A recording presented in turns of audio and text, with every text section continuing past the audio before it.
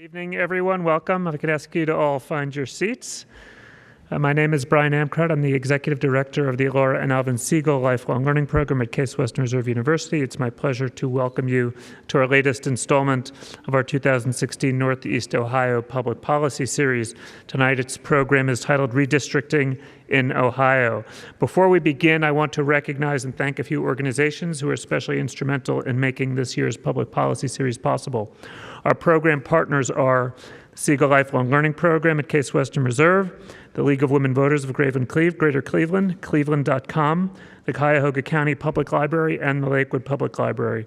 We are grateful to our corporate sponsor, First Interstate Properties, for supporting this series. I do want to remind everyone about the upcoming public policy sessions on September 15th at the County Library Fairview Park branch. We will be having a session on water quality of Lake Erie and the Cuyahoga River. We have two sessions in October, one on sports stadium financing at the Lakewood Public Library on October 11th, and on October 13th at the County Library in Parma on marijuana legalization. And our final session for the 2016 year is going to be November 15th on campus at Case Western Reserve on the relationship between Cleveland police and the community. There is a flyer with all of the sessions out front, and there are also individual flyers on some of the upcoming sessions out front as well. We are also, in a couple of weeks, going to begin this year's substance abuse series, Confronting Addiction in Our Community. This is a four-part series which will be moderated by Vince Carafi, who's the chair of the Cuyahoga County Opiate Task Force, and there too are flyers out front for that series. And finally, I invite everyone to our official fall kickoff for the Siegal Lifelong Learning Program next Wednesday evening with artist muralist Archie Rand, and again, flyers looking like this out front. So one announcement for format. During the Q&A portion of this evening's program, we ask you to write questions on the note cards that you have, then hold them up so that someone can collect them and they can be brought to the panel. To introduce our program tonight, it's my pleasure to call up Susan Murnan, who is co-president of the League of Women Voters of Greater Cleveland. Thank you all for joining us. Enjoy the session.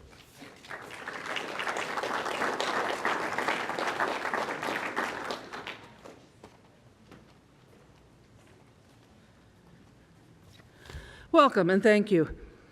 As you know, the League of Women Voters does not support or oppose candidates or political parties, but we do take positions on public policy issues after study, and one of the issues to which we have been strongly committed for many years is redistricting reform. The League of Women Voters Ohio began to study the issue in 1970, and in 1980 we adopted our current position in support of a fair, transparent, nonpartisan redistricting process in order to achieve compact, common-sense districts that are not gerrymandered to favor any political party. A timeline of Ohio redistricting is available at the table out back. This was prepared by the League of Women Voters Ohio, and if you don't pick up a copy, it's available on their website. As everybody here probably knows, in November 2015, Ohio voters overwhelmingly supported in every county a ballot measure that significantly improved the redistricting process for state legislative districts. But the measure did not affect congressional redistricting. Reform measures have been introduced into both the Ohio House and Senate by our panelists, Representative Kathleen Clyde and Senator Frank LaRose and others, but they have not received hearings, and consideration of redistricting reform before the Constitutional Modernization Commission is also going nowhere. The League of Women Voters Ohio is committed to finishing the job and securing fair, transparent, nonpartisan, common-sense congressional redistricting through education and advocacy. To that purpose, we are thrilled to be here. Thank you very much, and thank you, Siegal Lifelong Learning Association. I also want to call your attention to an upcoming program. On October 7th, David Daly will present a talk entitled Draw the Lines, Make the Rules at 7 p.m. at the West Shore Unitarian Universalist Church on Hilliard in Rocky River. We have a flyer out back that looks like this. Daley is editor of Salon Magazine and digital media fellow at the Wilson Center for Humanities and the Grady School of Journalism at the University of Georgia. Daley is also author of Rat Eft, the true story behind the secret plan to steal America's democracy. And he will be available to sign copies of the book, and hopefully there will be books available there for sale also. We hope to see you there. It should be an interesting program. And with that, I now take great pleasure in introducing our moderator, David Suddes, who is the column, is that pronounced? Thomas Suddes. I'm so sorry. I'm so sorry. My readers call me worse sometimes. I read your name, I don't hear it. I'm sorry. He is columnist for the Cleveland Plain Dealer, the Columbus Dispatch, Dayton Daily News, and the Springfield News Sun. Is that correct? Okay. He is associate editor and member of the Plain Dealer editorial board. He teaches journalism at the Ohio University Scripps School of Journalism and was elected to the Cleveland Journalism Hall of Fame. And now, with profound apologies, Mr. Suddes. Thank you very much. I'm going to stand initially at the podium and then I'll sit down again because we're a panel of equals and I don't believe in hierarchy much that way. But let me move to that without knocking anything over and talk about our very, very distinguished panel we have with us this evening, and I'm so grateful for their time. These people are genuinely accomplished in their fields. They know a great deal about the topic that we're going to be discussing this evening. But I especially want to thank each of you for being here this evening. This topic, I'll be the first to admit, and I think most people would concede, is by itself a somewhat dry topic. But it is also one of the most essential parts of the anatomy of our political system. And so your interest in this indicates an awareness of its importance and a concern about its implications, ramifications, and consequences. And so given the fact that people sometimes say there aren't enough public-spirited citizens in our country, I'd have to say, having seen this crowd this evening, I would disagree. People got out of their homes and came to this and to talk about something that matters a great deal to every one of us if we're concerned about a truly democratic republic in our country. So let me talk about who these distinguished people we have with us who took time out of their schedules to be with us this evening. The first is Representative Kathleen Clyde, a Democratic member of the Ohio House. Representative Clyde is a graduate with a bachelor's degree in English from Wesleyan University in Connecticut, and she earned her law degree at the Moritz College of Law of the Ohio State University in Columbus. She is prime sponsor of Ohio House Joint Resolution 2, introduced last year, which would reform how Ohio draws congressional districts. Her 75th Ohio House district includes parts of Portage County, such as Kent, the city of Kent, Mogador, Ravenna, Straitsboro, Talmadge, and much else.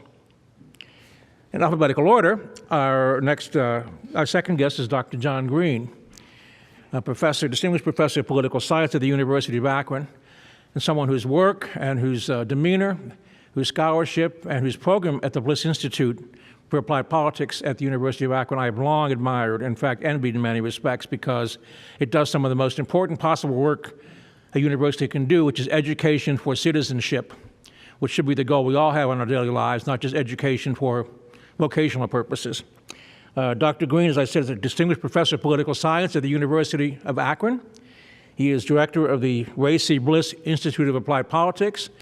Some of you will remember, some of you will not, that Ray C. Bliss was a longtime Ohio Republican chairperson and had a very distinguished and successful career, and for a time was Republican national chair as well in the 1960s. John earned his PhD at Cornell and had his bachelor's degree from the University of Colorado. And unlike me, he had the sense not to get a master's degree between those two degrees, which is not a bad idea. Our third guest is Senator Frank LaRose, who is a Summit County Republican. I don't remember whether you live in Copley now or Hudson.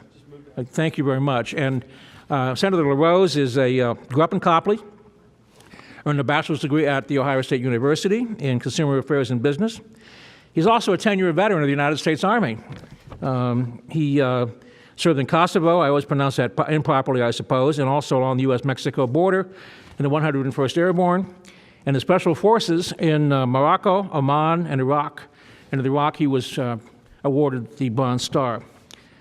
His 27th Senate District encompasses parts of Summit County, parts of Stark County, and all of Wayne County. And we thank you all for being here this evening. It's really appreciated. I'm not talking out of school if I mention in my columnist mode that both Senator LaRose and Representative Clyde have been talked about as potential candidates for Ohio Secretary of State in the next general election. I don't think I'm talking out of turn too much about that. That's for them to say more. But as you may know, because of our term-limited executive offices, Secretary of State Houston may not run again for Secretary of State in 2018. So the office is quote-unquote open, and it's a highly important position, as everyone knows is in this room tonight. I want to make several quick general points before we talk to our panelists, who really are the ones that know this stuff much better than I do.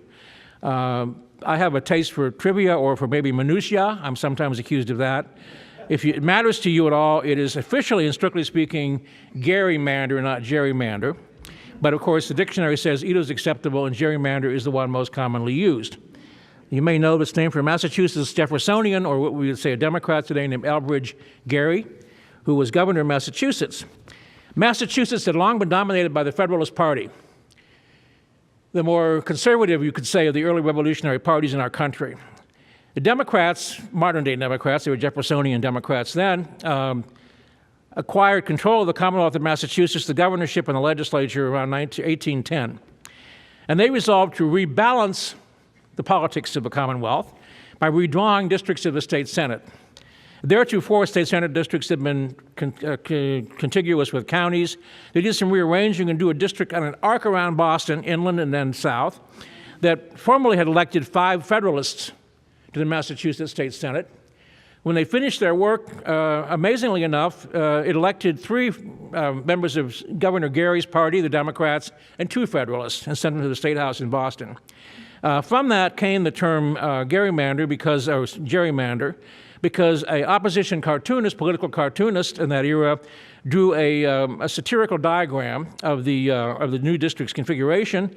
Said it looked like a salamander, or as he called it, a gerrymander or a gerrymander. I should mention that Elbridge Gerry was hardly the first politician in America to do this, but it's one of the best-known incidences of it having happened. That is where the commonality of the term from which it emerged.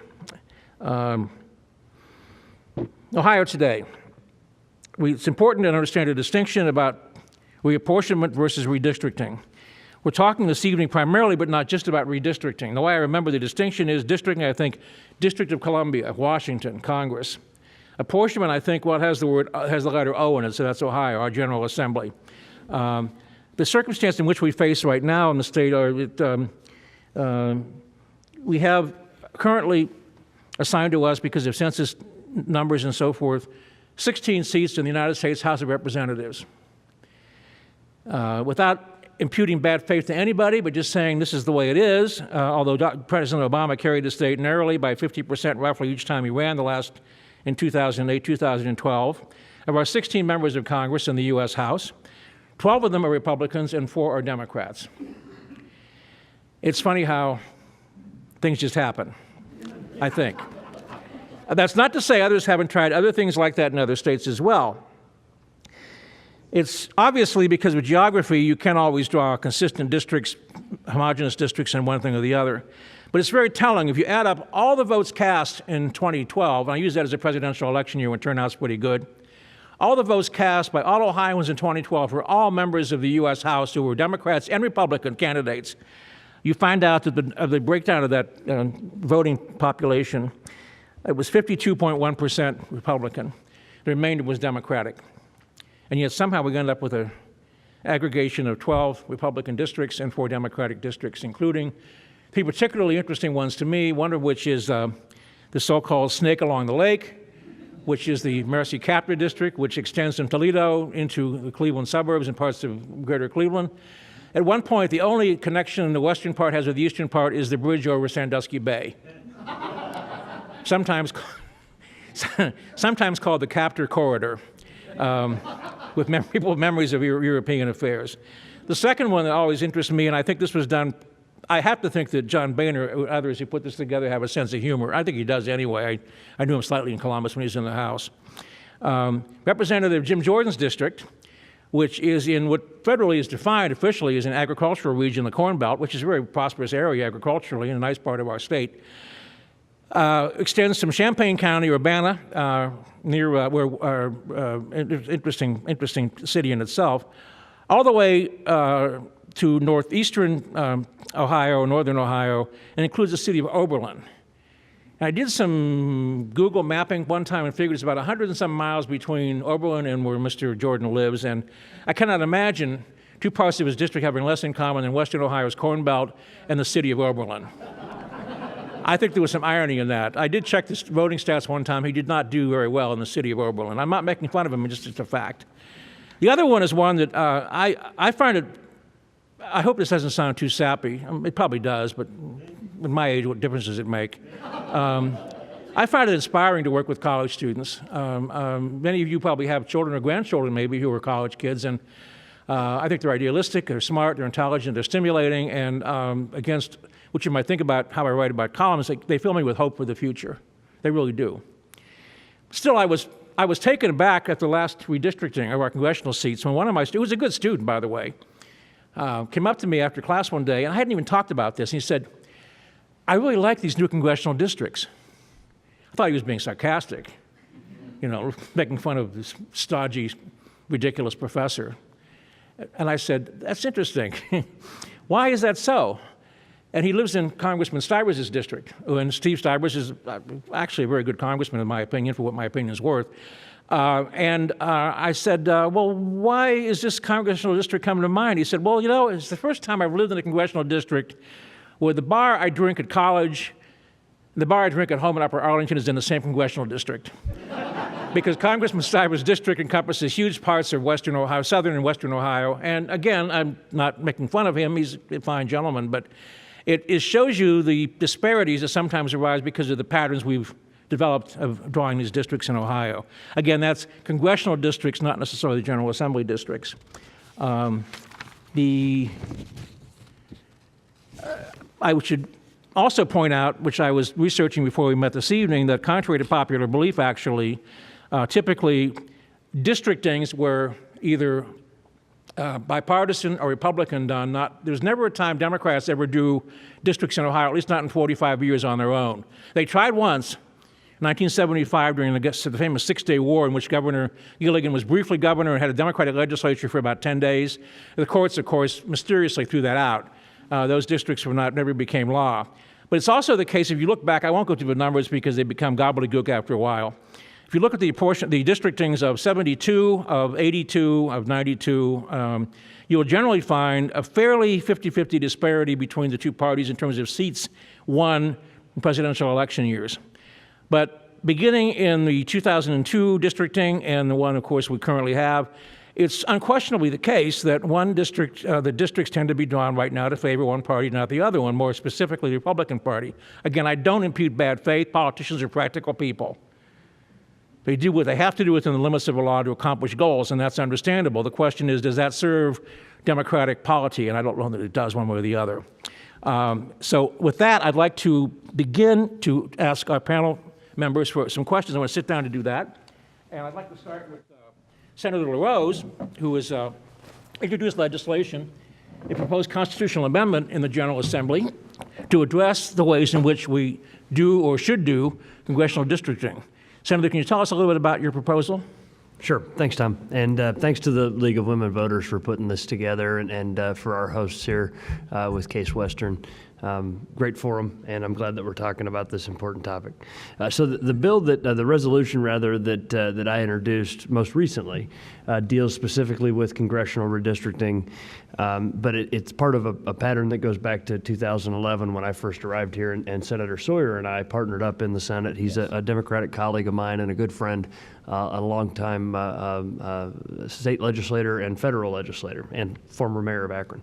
And so we partnered to introduce a resolution resolution, rather, that initially did both state legislative and congressional redistricting. Obviously, that the good news is with 71%, I think, of the voters in Ohio approving issue 1, that state legislative redistricting is now no longer on the table. And so the bill that we have does congressional redistricting only. Right now, what it does is basically puts the process in the hands of the Redistricting Commission, the same one that was approved by the voters 2 years ago. I've looked at some alternative arrangements as well, because one of the reasonable arguments that people make is that the state legislature has traditionally and historically had the responsibility of drawing congressional lines, and that there's a good reason for that. I don't necessarily agree with that, but if that's the argument that folks are going to make, I wanted to have a rebuttal to that argument. And so I've also drafted an amendment to this. We haven't introduced it yet, that would leave the process in the hands of the state legislature, but require a supermajority vote to pass the districts and give them a deadline. And so that if the men and women of the state legislature can be statesmen and women about it, then and arrive at a bipartisan compromise on maps, and do so by a date certain, say July 1st, then they would be able to draw the lines. If they cannot, in that period of time, do it and reach that supermajority threshold, then the responsibility would at that time be shifted over to the Redistricting Commission, which is by its nature bipartisan. And so that's another way to go about it that I think would achieve the same goal. But the point is, from the very beginning, we didn't pretend that there was some sort of a group of nonpartisan individuals who were going to give 6 months of their lives to draw these lines. Trying to take the politics out of redistricting, my friend Senator Sawyer said, is like trying to take the wetness out of water. I mean, it's a very political process. And so we believe that you may as well just recognize that it's a high-stakes political process, and then put together a scenario where majority and minority, whatever that is, have to work together in a statesman-like way to draw maps. And again, try not to dilute yourself to believe that you're going to appoint some group of non-biased, nonpartisan angels that are going to descend from heaven with no particular bias to bring to the process. And that's what we've gone about doing, and I believe that it would be a very good thing if we could get it passed. Representative Clyde has also introduced legislation addressing the question of congressional redistricting reform in our state. I'd like to ask her what her proposal would do. I presume there's some similarities and some contrasts with with the senator's proposal as well. Would you talk about that, Ms. Clyde? Yes, thank you, Tom, and thanks to the League as well. This is a wonderful facility, and thanks to all of you for coming out tonight to talk to us about the importance of fixing our districts and having fair representation, not just in the State House, which in 2021, what we voted on will go into effect, but we really need to push to have that on the federal level as well, and I'm glad to see there's so much interest in that important topic. You know, Senator LaRose talked a little bit about his interest in this topic. I as well have spent a lot of time on this particular issue. I studied election law when I was a lawyer at Ohio State and served as an election official, and was very interested in this topic, one, because of the huge imbalance that we see, especially at the worst imbalance is our representation in Congress, with which we're in a 50-50 usually state, and we have 75-25 split in our congressional delegation. And we also are in a time of incredible polarization, and what we see is primary races becoming the important race in these gerrymandered districts. And you know, we get politicians who come to Washington and aren't able to work together, and the gridlock that we all see on a day-to-day basis and read about in the paper, I think is near an all-time high, and we must do something. My proposal, after kind of witnessing this procedure firsthand, I sat in on apportionment board hearings. I was appointed to different study committees and task forces, and I helped as much as I possibly could to get the issue passed last November to fix how we draw our state house districts. And when we put that to voters on the ballot, I was urging that we should be pushing the congressional process at the same time. Voters, in fact, I think there's some confusion out there. Some voters think we already took care of this, and in fact, we didn't. We have more work to do to address the congressional issue. So my proposal is House Joint Resolution 2. It is a constitutional amendment that would require passage in the legislature and then would go before voters to approve. My strategy with HJR2 was to keep it as similar to what voters just approved with an overwhelming over 70% majority for our state house districts. So it is very close to what we just put in place for state house districts. It would put the drawing of congressional lines into the same body that is drawing the state house lines. So that's now a 7-member body. It's the governor, the state auditor, the secretary of state, and it would be 4 appointments from the legislature. And we are now requiring, instead of one party being able to push a map through, like the map that we currently suffer under, it would require input from the minority party, at least 2 votes, in order for a plan to be enacted. My bill would also take the process out of the bunker, so to speak, where the last set of maps was drawn. You may have heard about that, where there was a hotel room in Columbus where the maps were drawn by private contractors and a secret process. This would open that process up and make it transparent and public like it should be. And finally, it would require representational fairness. So instead of having a 75-25 split in a 50-50 state, we would have to have closer to a 50-50 split in our districts, and that would be representational of Ohio. And really the way you achieve that is to minimize as much as possible the amount of splitting of political subdivisions. So you have to have a minimal amount of splits of counties, of cities, of villages, so that we're keeping communities together and not having, like Tom said about Oberlin and, what. That's a very crucial issue, yes. What we suffer under now. So I think it's a good proposal. I'm sure we're going to talk a little bit about how we think, what the odds are of things moving. So I look forward to hopefully having a chance to talk about that too. I think there's an interesting contrast about the fact that the apportionment resolution had it was complicated and well done, relatively easy sledding, but districting seems to be a little bit different. But before we talk about that, I want to ask Dr. John Green, whose work I admire so much and have admired for so long, to talk about this.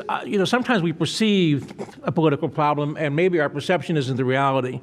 Obviously, going back to Elbridge Gerry in 1813, 1810, people have played games with districting.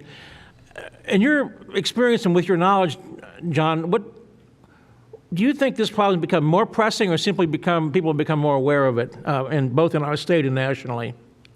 Well, thank you very much, Tom. And I want to thank the League of Women Voters and all of you for being here. It was really an honor to be on this panel.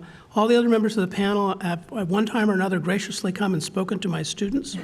So I felt that I had an obligation to be here this evening. And this is great fun to talk about a really important topic.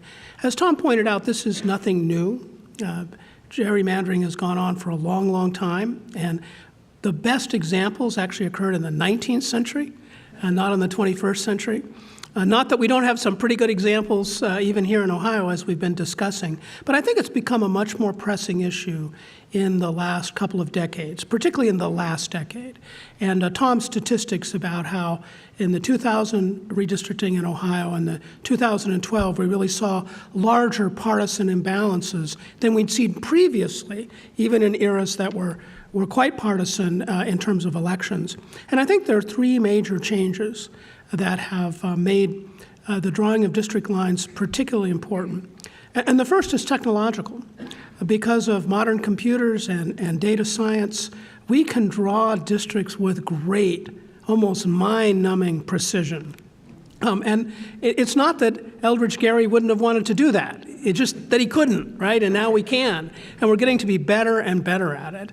And so I think that some of the more egregious effects of gerrymandering are becoming clear to everybody. This is just what was a political necessity has now become a political vice in many, many cases. Secondly, I think the political polarization in the United States that we've all experienced and is ongoing as we speak has put even more pressure on drawing partisan districts. And partly that's because the Democrats and Republicans struggle with each other, and of course in many ways they reflect divisions among the voters. But also within each political party there are strong factions that fight with each other too. So the drawing of districts is not just a contest between parties, it's a contest with interests within parties. And then finally, a third factor is that, as Representative Clyde mentioned, we've had a great deal of gridlock particularly in Washington, but in a number of the state governments as well. And there's developed a great deal of tension and animosity between elected officials. One of the things historically that tempered the partisan tendencies in redistricting was the incumbency advantage, right? Republican and Democratic office holders who served together, knew each other's families, had done business together, maybe even shared some accomplishments together, tended to look out for each other. Now, that wasn't perfect either, but at least it tempered some of the more extreme partisan tendencies. So between technology, polarization, and gridlock, we have a really strong set of incentives to create particularly egregious districts. And, and it's reached the point that even many elected officials are really embarrassed by the process. I remember when Senator LaRose and Senator Sawyer first introduced their bill a few years ago to reform the state districting process. I was down in Columbus with my students talking to public officials, and many people, Republicans and Democrats, would come up to me and say privately, we just have to do something about this. This has just reached a point where it's undermining the purposes for which we got into politics, which was to try to make good public policy and do good things for the people of Ohio. And then that was interesting to me because given the political nature of redistricting, it's easy to get cynical and to say that those in power will never reform the system because, after all, they came to power through the system. And, there's some room for those attitudes. But I think in the case of redistricting, we may have reached one of those points where men and women of goodwill in both political parties who might have very different political ideologies nonetheless agree that the problems become very severe. And the time has come to have reform. And we saw it here in Ohio at the state level. I got calls from all over the country when that was put on the ballot, and reporters would say, this thing can't possibly pass. Not even in Ohio, and I told them, no, I thought it was going to pass. And, none of them called me back up after the election to tell me that I was right. But anyway, I think, Tom, you're onto something. We're in a different era now than in the past. Dr. Green's mention of technology reminds me of something I wanted to tell you earlier, just to give you a perspective. The districting, it was done in 1971. Governor Gilligan was a newly elected governor. The legislature was Republican, both chambers. Speaker Kerfus in the House and Senator Ted Gray as president pro tempore, which is essentially the Senate presidency we have today. And they attempted for the first time to use computers. And this was actually more toward, on their case, about apportionment than districting. And computers, as we all know, just compared to what they are now, or in those days, matters of gears and wheels and belts and steam engines and so forth. And one of the maps they turned out inadvertently left a blank space in Ohio where Zanesville is, and the newspaper cartoonists kept calling it Gilligan's Island because it was misplaced. But one of our attendees this evening, a very good question, starting with Senator LaRose and then with Representative Clyde, for example. Why would go, not in any sarcastic way about your efforts, but why go through all this?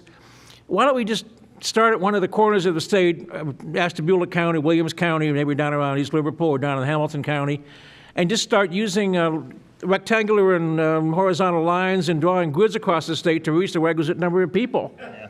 I mean, I'm not being sarcastic. I think there's something to be said for that. Or maybe there's not. You can tell me why. I get that a lot from people because I talk about redistricting a lot. And actually, my wife told me the other day, we have 3 little girls, and one of them was upstairs crying at like 10 o'clock at night. I said, I better go upstairs and see if I can get her to go to sleep. And she said, talk to her about redistricting.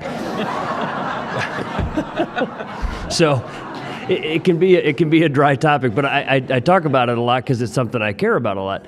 When this question comes up, to me, there's a couple practical things. First of all, many things in federal law would prohibit that because there are certain requirements that we're under that require the districts to be drawn precisely or nearly precisely similar as far as the number of individuals in them, and so those don't break down into perfect squares. And then there's also obviously requirements for creating majority-minority districts where possible, and those kind of things. And sometimes those run into direct competition with the idea of creating a competitive district. So, try to draw a district that includes part of Cuyahoga County and is also still competitive, and then it starts to look pretty convoluted when you do. And so, the idea of, why can't we just draw perfect squares or perfect rectangles or whatever else, I don't think really works out on the ground. And then the other thing that comes up is, why don't you invent a computer program to do it? And I think that the corollary question to that is always, who's going to write the program, and from what party do they come from, and that kind of thing, because this is such a high stakes process in both parties, both the major parties, and all Ohioans are very interested in making sure that it's done in a way that's balanced. I wonder if Russian hackers would try to interfere with Ohio's redistricting computers, like they've supposedly been doing with presidential campaigns. That fell flat. I'll try another time. Miss Clyde, why don't we just do something like an algorithmic program that draws the state into grids and reaches the requisite quotient of people? Well, Ohio isn't a perfect square, so, that isn't how our communities are shaped. And all of us are generally supportive of compact districts. That's a requirement. We don't like districts that snake along southern Ohio or northern Ohio. I think a lot of us believe that compactness is an important part of the districting process. It's just not the only thing that we need to consider, and that's what I think drawing a perfect square, putting a grid across the state would do. One thing I think that we should remember to do when we're talking about this topic is that there are many other states that approach this process, and they have much less gerrymandering. They have better representational fairness. There are states with nonpartisan line drawing. There are states where the politicians aren't part of the line drawing process. It does not have to be this way, and you can look to our neighbors and look to other states for models. And, time is ticking away. We really need to address this problem as soon as humanly possible. One of our guests this evening, visitors, posed a very good question. I'm going to ask Dr. John Green to address this one because of his research work. He'd obviously be in a great position to talk about this. And it's a delicate question, but it's one that comes into play, especially right now in Ohio, because of our 2 majority-minority districts. And that is to say, this particular attendee this evening refers to this as racial gerrymandering, but he or she points out that the Voting Rights Act, Section... Thank you. Of the Voting Rights Act has certain implications for how we draw districts in the state. And to that extent, John, from what you know about, and you know a great deal about this, Ohio, whether we do it by commission or by legislator, are there certain constrictions on what Ohio can do about drawing districts that are representative but also responsive to Voting Rights Act requirements? Oh, yes, they are, as Senator LaRose mentioned. None of this happens in a historical vacuum. And part of the problem of changing the way we do politics is that we've always got the history of politics, which is there with us. And of course, one of the reasons this is so important is what we do today is going to be tomorrow's history, right, that influences that. But because of the long history of discriminating against African Americans and other minorities in the voting process, we have a body of case law as well as a number of federal statutes that require that when districts are drawn, that they not reduce minority voting strength. Now, that's interpreted in different ways in different places.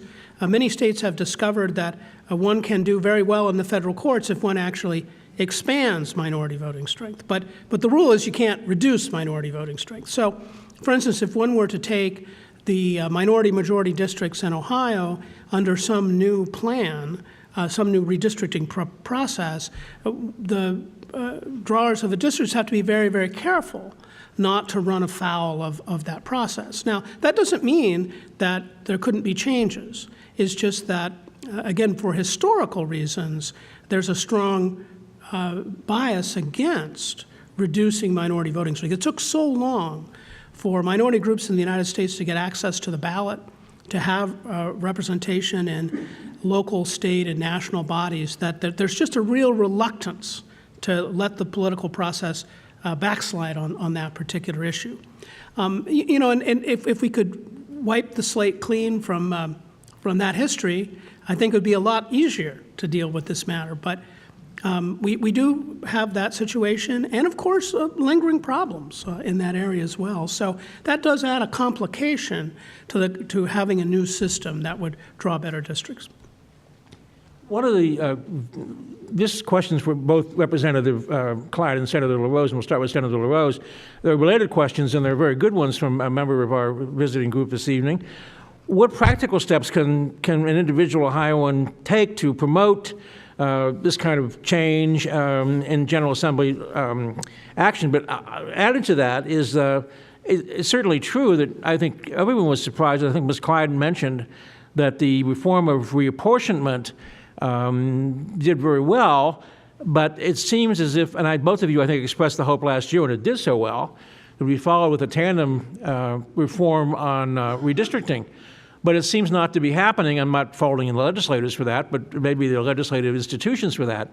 So what is the difference between getting this thing accomplished now as opposed to what happened with reapportionment? And what can ordinary citizens, meaning all of us are equals, what can citizens do to help encourage change in this front? Senator LaRose first. Yeah, first of all, I share the disappointment that Representative Clyde expressed when the resolution that we forwarded to the voters last year did not include congressional redistricting. That's something that both of us have worked on for a long time and wanted to see done. As a practical matter, the only way to get it in front of the voters was to do it simply with state legislative redistricting, and we worked on that until I think 3 in the morning or something in the state Senate. And when your mom tells you nothing good happens after midnight, this is one example where something good. The state legislature passed the resolution overwhelmingly to put this on the ballot after midnight. And the thing that we can do is evangelize. We need to talk about it. Everybody in this room is somebody who is interested in this topic, who gets it, who understands it. But we need to be talking to others.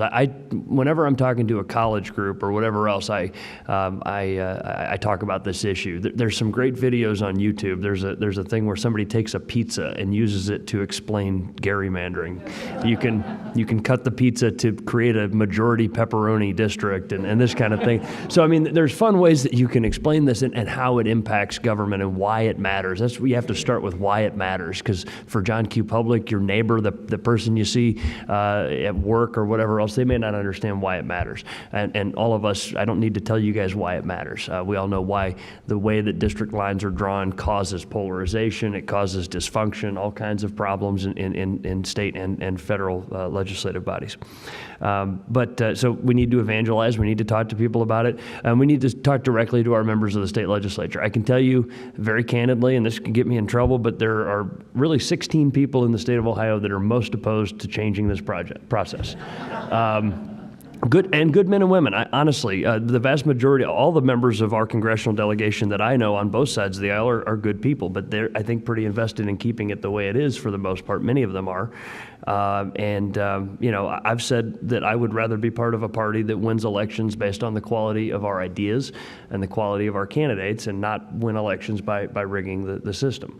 And again, this is something that both parties have, and Tom pointed out maybe some history there, but both parties have engaged in this process when given the ability to do so. And I think that if the process was left as it is, either party would use it to their full advantage. In fact, it would sort of be political malpractice for them not to, right? If given the current rules of the game, if you will, both parties or either party that is in control of the process is going to use it to their advantage. So we need to change the rules, and that's what all of us should be talking to our members of the state legislature about. And we need to get this in front of the voters of Ohio soon. I mean, the clock's ticking, and I believe that the closer we get to 2020, the less likely we are to be able to get this done. I think that history is in danger of repeating itself, as there were proposals to do this 8 years ago or 6 years ago, and it didn't get done because of whatever political calculations were made by our predecessors, the folks that came before us in the state legislature. So the closer we get to 2020, the less likely this is to get done, and that's why we need to move now. Ms. Clyde? I think that we need to call on our state legislators to hold, we haven't even had a hearing on these pieces of legislation that we've introduced. I think mine was introduced maybe a year ago now, and we need to call on our leaders to hold hearings and to move these proposals. HJR2 is my proposal. I think yours is also a Senate Joint Resolution 2. And they're very similar. They are very similar. We've just seen inaction when it comes to the congressional process. We've also heard some, I think, problematic statements coming from the legislative leaders in Columbus.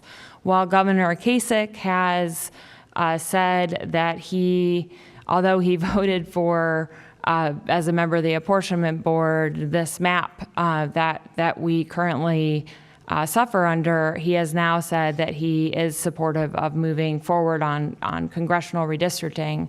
Unfortunately, the Speaker of the Ohio House said that he thought, we need to wait and see how the state process works, and a proposal that's similar to what we just passed. These are apples and oranges that we're talking about, and he said that we should wait until 2030. It's true. So he also, we also have a constitutional commission that continues to not put this topic on the agenda and not move it forward. So one other option that I know that the League and other nonpartisan good government groups are considering, and that we should all consider being very supportive of, is taking a proposal that might even be one of our proposals, a very similar proposal to what passed and to what we've introduced for Congress, to the voters directly, doing a voter-initiated constitutional amendment. Hearing what I've heard and seeing the inaction that I've seen, I think that's the direction that we need to go in. And when the forces start to do that, I think we need to be supportive of that proposal and of fixing the way we're represented in DC. The time is now. John?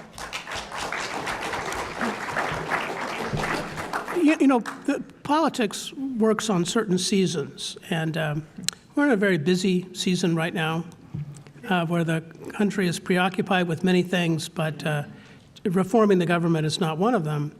But I think next year, 2017, whatever happens in our elections this year, offers a real opportunity to move on an issue like this. The excitement of the presidential election will have passed. Here in Ohio, we will not be yet gearing up for the next state election, which is in 2018. So there's a moment there, and particularly in the early going, the spring of 2017 seems to me to be a very good time to bring pressure on the legislature to have hearings, to consider these different options. And if that doesn't work, then there's still time for a petition drive. And you know, in many ways, the ideal time, if groups were going to try to go to the ballot box directly, would be in the fall of 2017. There'll probably be some other ballot initiatives that year, and so I think that would be really good timing. The problem about waiting is then we have other political years where a whole series of other calculations get involved in this. One of the problems with reforming congressional districts is not only, of course, do you have incumbents in those districts, but there are no shortage of people, many of them in the state legislature, who would like to run for those seats, right? So they have an interest, and I don't mean to say there's anything wrong with this, right? But they have an interest in having some kind of stability to their plans. And so in that sense, I mean, while it would be very great to have the Ohio General Assembly act on this and put it before the voters, a citizen-initiated process might be the best route. I want to, before we take another question, I want to second something that Senator LaRose said. It made me think of this when I had the pleasure of seeing Mr. Butish come in, who was Speaker of the House for a term or two. And Speaker Rife, who was Speaker for 20 years, used to say that, and he was a long-time Speaker and knew how to push some buttons and levers in Columbus because of his time there. He once said to me, he only saw his congressman once every 10 years. He met when they came around districting time. And then you would see people show up that I hadn't seen that were from Central Ohio districts at the State House that were just watching, taking care of business, so to speak. This question, I'd like to start with John and then ask our other two panelists about this. A very good question from one of our guests this evening. Is it any reason constitutionally or legally we couldn't strive to create districts that would meet other requirements like compactness and not splitting communities? They could try to have some political balance. You wouldn't have necessarily one-sided districts. I know that some geography makes that impossible, but is that a fair factor to take into account, John, to try to aim for a blend of political perspectives? Is that even doable? Oh, I think it is. You know, I don't think that there's any perfect set of districts because in the end of the day, perfection is in the eye of the beholder. But we could certainly do a lot better than we currently do. I think just about everybody agrees to that. The question is, I think, a really good one because it mentions a number of different values that people like to see in fair districts. So let's see competitive districts. They'd like to see districts that are compact. And another word for that is they represent communities of interest, you know, local jurisdictions, local communities that have common concerns. Also, we'd like the districts to be easily administered. So there's a lot of, and of course we need to also make sure that we recognize civil rights. So there's a lot of different values there. And when you actually start drawing real districts in real places, those values tend to come into conflict with each other. So that's why it's difficult to, you know, a lot of people, as Tom was suggesting earlier in his only slightly tongue-in-cheek question, you know, why can't we just have a computer do this? Well, it's because there are a lot of things at stake here. And so ultimately, real human beings behaving responsibly have to do this sort of thing. But there are a lot of different factors involved, and that's what makes it difficult. Ms. Clyde, what do you say about the proposition that we should try to create a political blend if it's possible to do? Is that a proper goal, and is it achievable? It is a good goal, especially after our Ohio Supreme Court threw out the current criteria that is in the Ohio Constitution. So right now we're in a pattern of a lot of uncertainty of, you know, what are the criteria? There really are no rules. And we could very easily, and this is what we accomplished with the ballot issue, there are very specific criteria. They're simple, but about achieving representational fairness, achieving compactness, and keeping communities together and representational fairness. So yes, we should strive to do that, and we really need to do it, not just with the state districts, but with our congressional districts too. Senator? I am a big fan of competitive elections. I've always had one myself, and I don't mind doing that hard work. I think that perhaps some of my colleagues could benefit from having a competitive election, quite honestly. That's why I got involved in, one of the reasons why I got involved in this in the first place is I think that there need to be more competitive elections. For too many of my colleagues, and I serve with good people in Columbus, honestly, both sides of the aisle, Republican and Democrat, but too many of them have an election that's decided in the spring and not in the fall. And a first-year poli-sci student can tell you that when a Republican wants to win a primary, he or she goes to the right, and when a Democrat wants to win a primary, he or she goes to the left. It's pretty basic common sense. That doesn't leave a lot of us that are sort of more comfortable in the middle that are willing to do that sort of tough work of compromising and trying to solve problems. And so competitive elections to me are crucial. When you're talking about district drawing, there's a few ideas though that end up coming into conflict with one another. Competitiveness, compactness, and communities of interest, which sort of takes in the minority rights issues and everything else as well. It's like that old saying, you can't have all three. There are many parts of the state you cannot have a compact district that's also competitive. You just can't. The way that people have arranged themselves often follows a sort of a political methodology as well, and it's something that many of us don't put much thought into, but there's a great book, there's a book out called The Great Sort that's talking about how it's gotten even worse.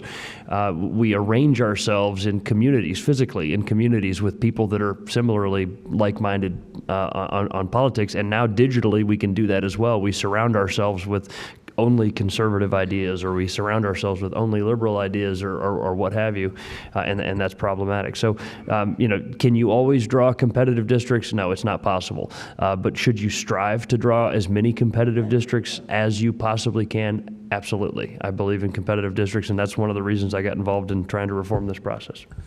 This is a free-for-all. I'm going to let anyone jump in on this one because it's another very shrewd question by one of our guests this evening. It's easy to understand why Democrats would like to see a more equitable distribution of congressional voters and congressional seats, but what could possibly motivate a Republican to give up their current advantages? Would you like Any one of you, John or Ms. Clyde or Senator LaRose? Bad political judgment, I suppose. No, I would say that the extremism that we have seen, especially in Ohio, has been hard for, and Frank, I know you can shed more light on this, but we have had some pretty extreme legislation coming out of our state house that is more extreme than many of us can remember, dealing with women's reproductive health care, dealing with workers' rights and their ability to join unions, and dealing with a topic I think we may touch on tonight, the fundamental right to vote. And I think that there are people who believe that there is a better way, that this extremism is bad for our state. And I think there are some leaders, I think Governor Kasich has had trouble getting votes for legislation that itself is, I would still consider it pretty extreme, but I guess it could be more extreme, and he has had trouble with the expansion of Medicaid, for example, with common sense policies that we should come together on, but he has trouble because of the polarization and the far right wing of the party. Yeah, so why would a Republican like myself want to reform a process that has been to my party's political advantage? This is a question I've gotten several times over the last 6 years since I've been a champion of redistricting reform, and the simplest answer is tough love. First of all, my first priority is what's best for our country and for our state, not for my party. But thank you. Just is. Has to be.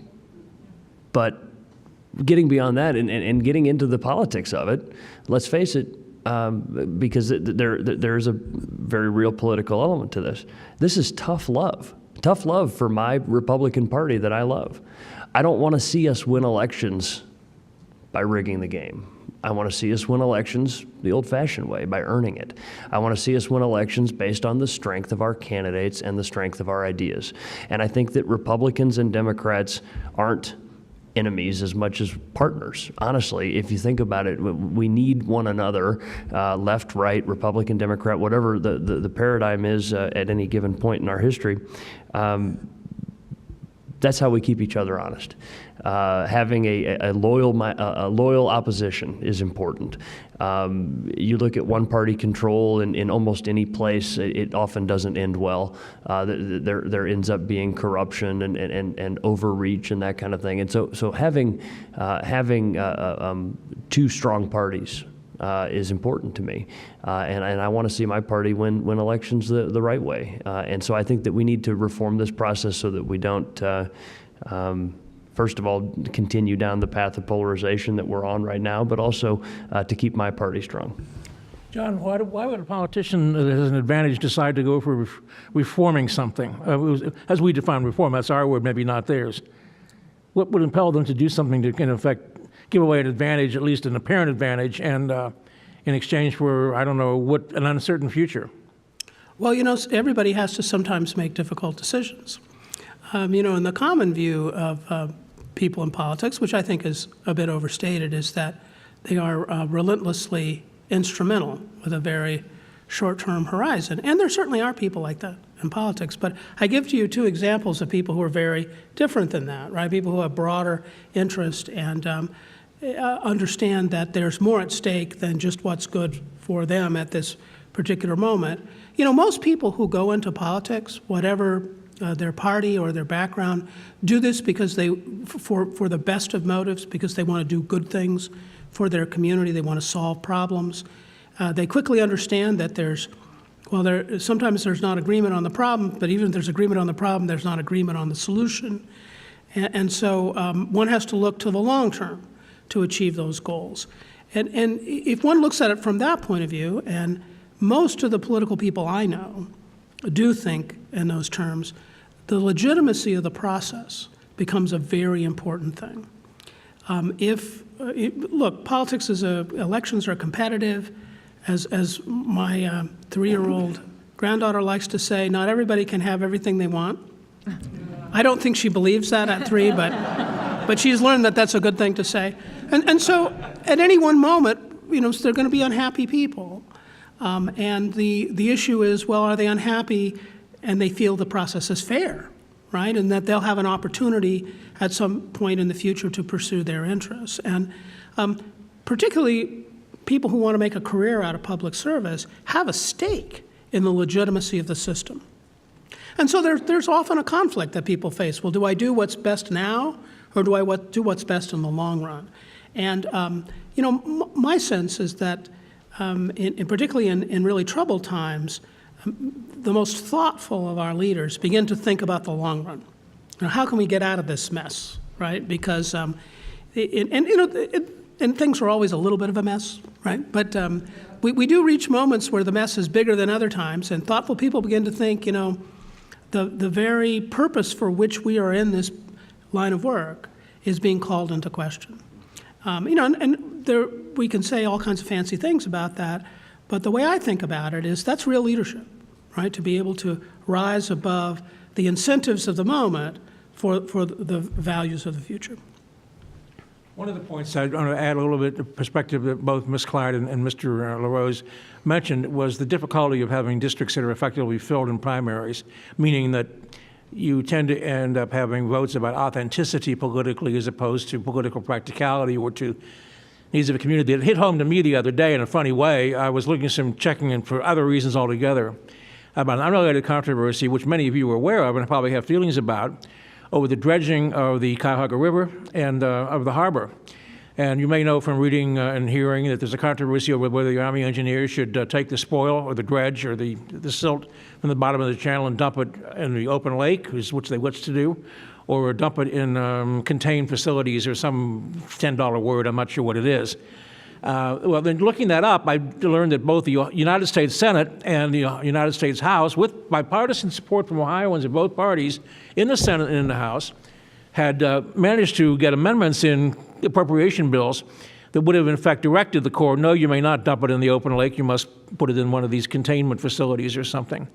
But at least the bill found it in the House last May because, and I don't know which part, I don't care who did this, it makes no difference, decided to put an LGBT rights rider in the bill. Now, I happen to support strongly, personally and every which way, the rights of all people, particularly as to gender, sexuality, and so forth, and I've written about this countless times. But the point is, the amendment obviously was put in there as a gotcha to force votes certain ways, to put someone on the spot for a primary. And I think this is the kind of thing, and I think this happened with the Medicaid expansion. I didn't go into that because it's a long story, but people were going to use that in primaries in one-sided districts one way or the other against people. Maybe if a Democrat had voted no against the LGBT thing to get the bill through on the dredging and other Army engineer stuff, a liberal opponent of his or her would say, well, you sold out because there's something like that. It just ends up twisting the process, it seems to me as an observer, in ways that were never supposed to happen. And I think it's unfortunate because things just don't get done for that reason, I think. And that's one reason why I think the president's power is expanded, because in power abhors a vacuum. If Congress won't do something, someone else is going to try to do it. That's another story. A very good question from another good question from someone tonight. I've also been asked to mention that there was a website called Fair Districts Equal Fair Vote. It's an online petition that people are signing or can sign to address this very issue. One of the things that one of our guests this evening pointed out was, and this has come up because of the presidential contest this year, there's been more interest in third parties, people voting Libertarian, people voting Green, people voting for one of a number of other possibilities. And Ohio historically is, political policy is disfavored, I would argue, third parties, to use the legal term I like to use. Are there things that we should take into account in talking about redistricting for congressional people in our state? About the options or the opportunities for candidates for minor parties to actually have a chance of making a showing in a congressional race? Or is that not directly germane, in your view, about addressing that problem? I'm not sure which one should do, but I wanted to run it by you.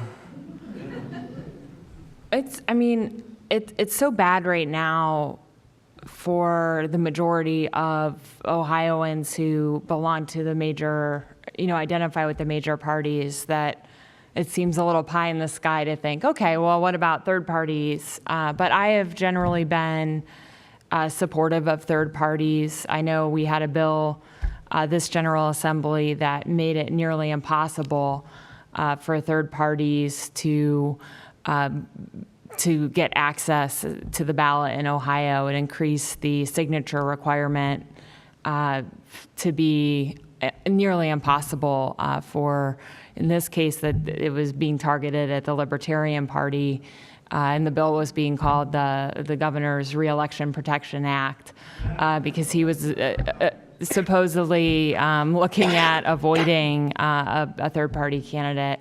I think we should, ballot access is fundamental to me for Republicans, Democrats, and third parties, and that's definitely something to consider in this conversation as well. Yeah, as a practical matter, in most cases, the districts tend to have or lean toward one of the two major parties, and that tends to be the outcome. But certainly anything that we draft has been, and I know that this is the same way with your resolution, it doesn't refer to Republican or Democrat, it refers to majority party or minority party when it comes down to the composition of a redistricting commission, for example, and that kind of thing. So what constitutes majority party and minority party could change over time.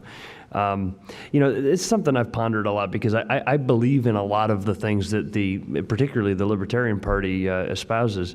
But from a practical standpoint, and again, I think we all as political people and people that are interested need to be practical about things.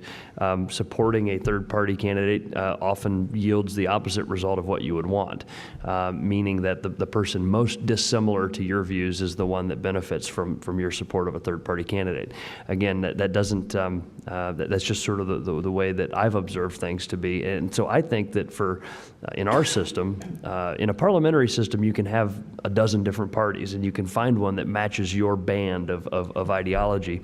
And then the coalition building happens. You have to form a governing majority. And that's when the compromising happens to put 51% together in order to have a majority of the parliament. We kind of do it on the front end by having two major parties. So we do if it's done right, and it's currently not always being done right, we should do our coalition building on the front end. And that means that our libertarian friends, I would prefer that they try to influence the party platform on the Republican side and help us, elect candidates that have generally the same ideology that they do. But that's just a different way of looking at political organizing.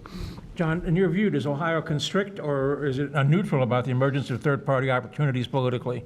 Oh, Ohio's not neutral towards third parties. There are no states that are neutral towards third parties, except for one state, which is the state of New York, which was so upset with third parties they institutionalized them, which is one way to do it. As some of you may know, in New York State, there's a ballot access for the Liberal Party, the Conservative Party, the Right to Life Party, and several other parties. But New York has a really interesting system, and it kind of fits in with what Senator LaRose mentioned. In New York, parties can cross-endorse. So it's very common, for instance, for a member of Congress to have the Republican and Right to Life endorsement, or the Democratic and Liberal Party. And sometimes you get a Republican that has the Liberal and the Conservative Party endorsement, which is some kind of feat in coalition building.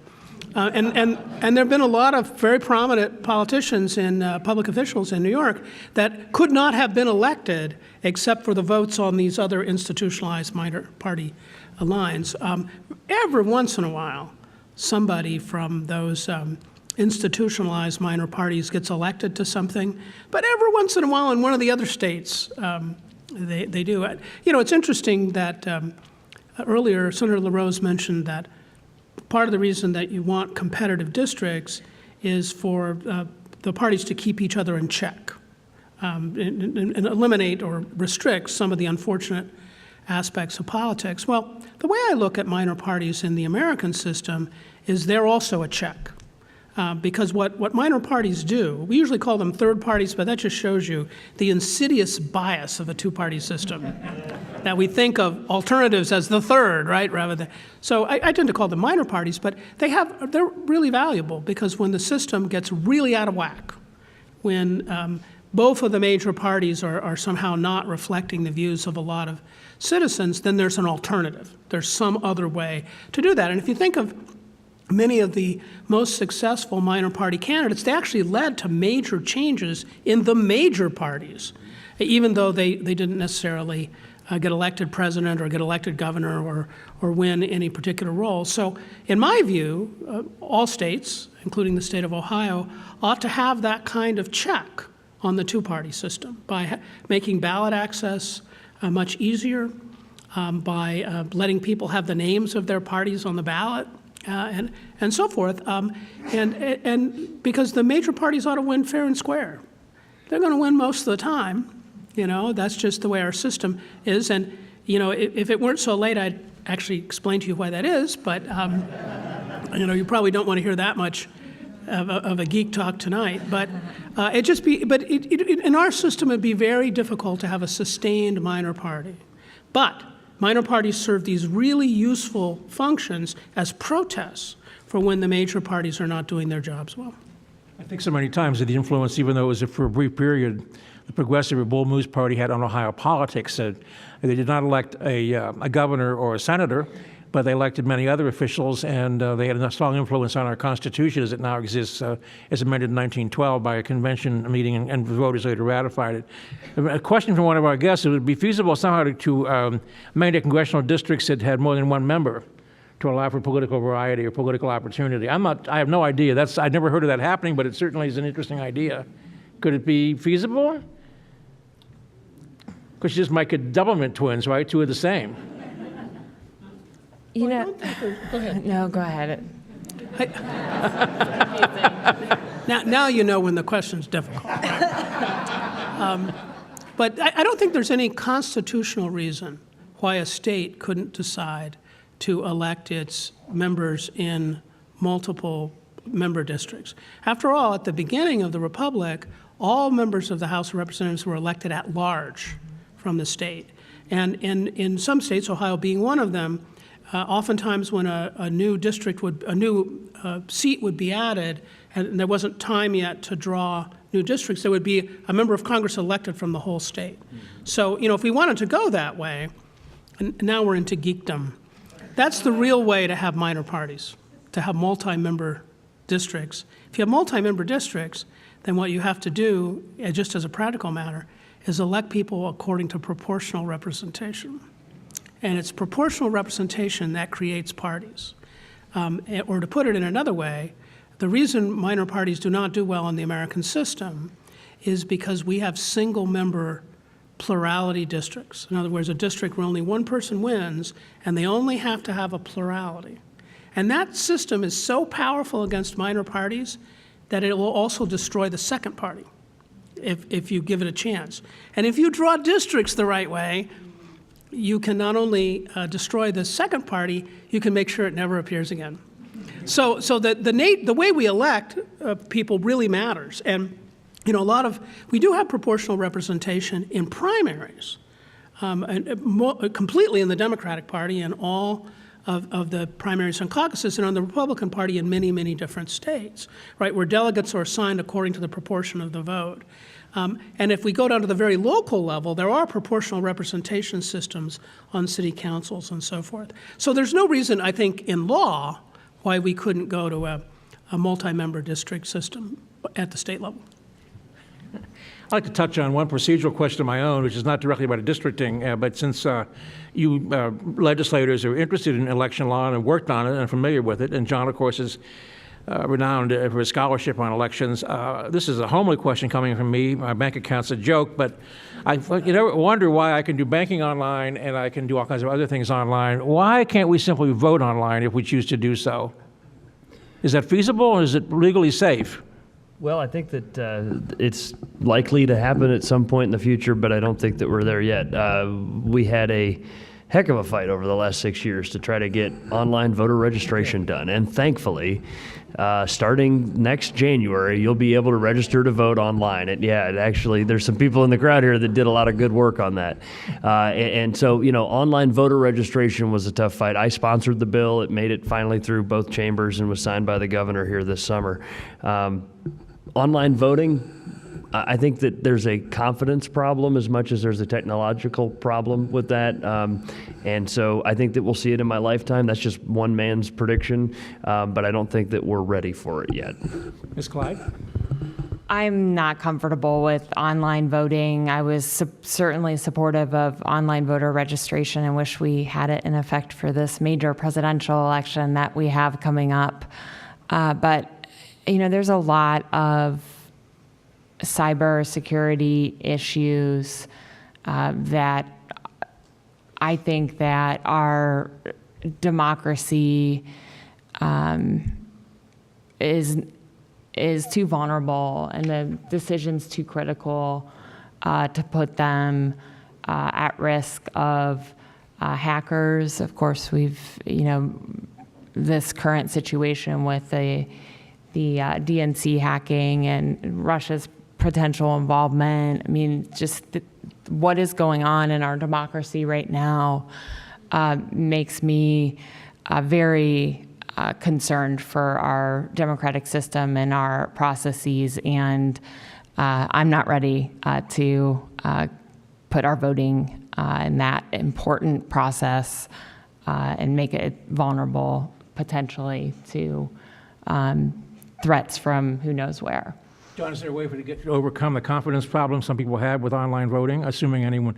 I think some people do it now. Don't some jurisdictions do it or not? Yes, some jurisdictions do use it at the local level. And I think there are technological and security issues that I think will eventually be overcome, but I think the comfort level is part of it. And I think there's a lot of this banking online and so forth is relatively new. There are a lot of people that are not comfortable with it. You know, some of us are, but not everybody yet. But you know, there's a couple of other values besides just security. One of the cherished values in American elections is that your vote is anonymous. And there's some real questions about if you're voting online, will your vote really be anonymous? And that was you know, when the secret ballot came about, the so-called Australian ballot at the turn of the 20th century, I mean the 19th century, that was a big issue because people felt intimidated. As some of you may know, and Tom would certainly know a lot about this, but because of his knowledge of history, in the early American Republic, voting was public in the fullest sense of the word. You had to walk up to the election judge and declare your position, and you know, people would sometimes get roughed up.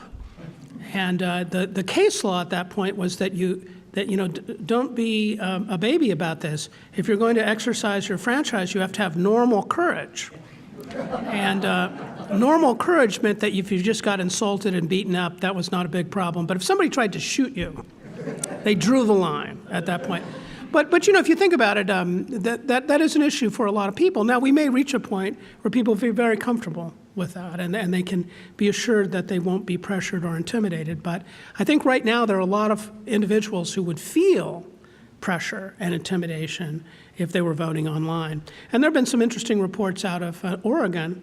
As I'm sure many of you know, Oregon does all their elections by mail. And there have been a number of allegations of people, you know, being pressured to vote a particular way by, you know, before they sealed up their ballot and put it in the mail. So I think it'll come eventually, Tom, I really do, but a lot of norms have to change as well as technology. If someone hires the right lobbyist, it'll happen. That's my view about the whole thing. Two other lightning round questions before we have a couple other general questions, and these are both from the audience. The first is that I'm sure everyone on the panel knows, and many readers and viewers and listeners and guests tonight know. The other day, a 3-judge panel of the Circuit Court of Appeals in Cincinnati voted 2-1 to overturn Judge Watson's, district judge in Columbus, Republican district judge, defense in insisting, ruling that the Circuit Court threw out so-called Golden Week, and I think it's only fair to note the legislation, in part they mentioned, was a bill that you sponsored in 2014, I believe. I'd like to ask, particularly our two legislators here, what they, again, at this point, the legal situation is the court has outlawed Golden Week or banned it or ended it. I'd like to ask our two legislators their perspective on that decision. Again, given that Senator LaRose sponsored the bill, I suspect I know what he's going to say, but what are your thoughts about why Golden Week was questionable? Well, first of all, the bipartisan elections officials have told us for years that it was problematic, and there had been Democratic-sponsored bills that included an elimination of the so-called Golden Week. And the reason why I thought it was problematic is that it was an unintentional same-day registration and voting process. Now, states that have an intentional process for same-day registration have put in place processes for how to handle that. But in Ohio, what happened was there's a constitutional requirement that you register to vote 30 days before the election, and then following difficulties in the last decade, early voting was smartly expanded to 35 days, and that created a 5-day gap where an individual could walk into their Board of Elections and register to vote and then cast a ballot at the same time. If we wanted to have same-day registration, I think that we should put a more purposeful process in place for same-day registration. And so what we were doing is responding to the concerns of of many of our elections officials, including, like I said, bipartisan election officials, by eliminating this problematic period of time, while at the same time keeping Ohio's position as a leader in the nation for early voting. And that's something everyone in this room should be proud of and every Ohioan should be proud of.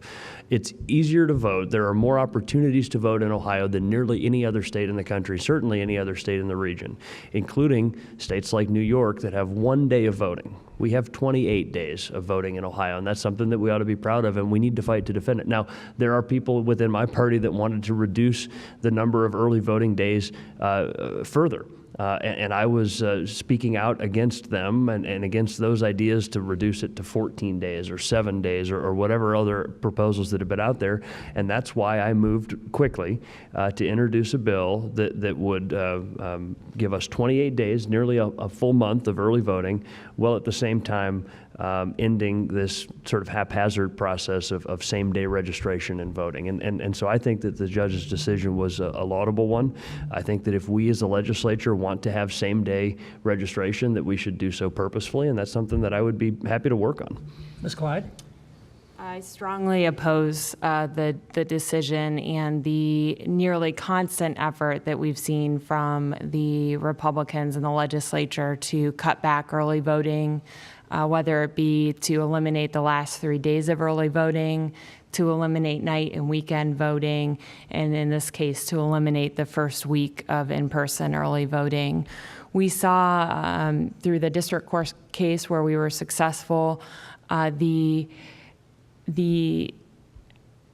number of African American voters that use early in-person voting, they are so much more likely to participate in that type of voting.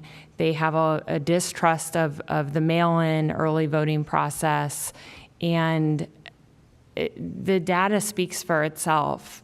Cutting away at that opportunity is a targeted attempt to make it more difficult for some people to vote, and I am hopeful that we will be successful on appeal and restore all the days of early voting, and I'll continue to fight for expansive early voting opportunities in Ohio. John, from your perspective,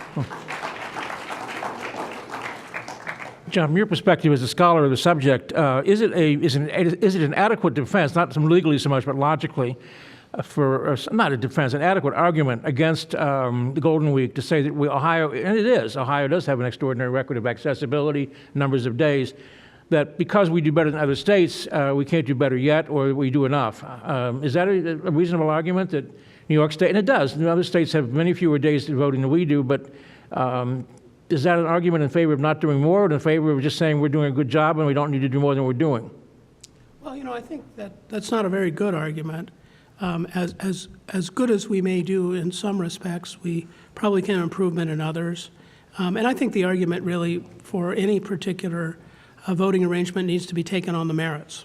And, there are states that have same-day registration. There are states that have more difficult processes than others. There's pluses and minuses with all those systems. And so, I think each case needs to be argued on its own merit. One last question from one of our distinguished guests this evening. Could Ohio eliminate primary elections with ranked choice voting or single transferable vote election systems? Is that a feasible possibility for us to do? Or is that kind of newish or out there or not necessarily feasible? I was actually going to bring that concept up when we were talking about the idea of either electing members of Congress at large or having 2 members per district or whatever else, because there are states that have different ways of doing primaries. I think that Oregon is one of them, and in Louisiana they call it the Cajun primary or something like that, where there are scenarios where the top 2 vote getters move on to the general election. And so that could be in a certain district where 2 Democrats move on to the general election and oppose each other in November, or 2 Republicans, or a Republican and a Libertarian, or a Libertarian and a Green, or whatever the scenario could be. That's pretty interesting. And again, what the federal government tells us is how many members we get to seat in Congress, and that current number is 16. They often also tell us how to go about it, but there are many ways that the states, all 50 of us, have a lot of leeway in determining how we want to conduct our elections. And if we want to have a better way of doing primaries, then that's something Ohioans should look at. Now, the more exotic something is, the harder it is to sell to the general public. But I think that over time, if people examine the merits of looking at different ways of doing primaries, that it's something that we should look at. Again, that top 2 vote getter primary is something I think is very interesting. Ms. Clyde? I think when we talk about election reforms in Ohio, we should always be thinking about how can we make voting easier and how can we get more people into the process. That's why I've opposed the aggressive voter purging that's gone on in Ohio. That's why I've stood up strong for early voting opportunities, and that's why I continue to fight against our problem with throwing out far too many provisional and absentee ballots each election. If a proposal like this would get more people into the process and encourage more people to participate in our primary elections, which tend to have very low turnout, I would be certainly open to discussing that and looking at it. And I think we should look at all proposals with that lens of how can we get more people participating and make the process easy and friendly and accessible to all. John, an observation on that? No. Oh, sorry.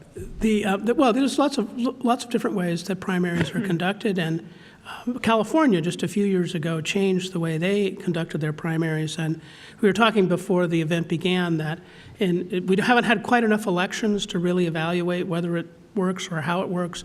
But I promise you a bunch of really path-breaking PhD dissertations are going to be written on that once there's enough data to really look at it.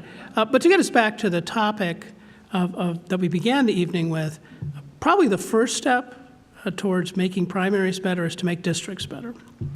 And once we've made districts better, then we can think about some of these other options that might work very well.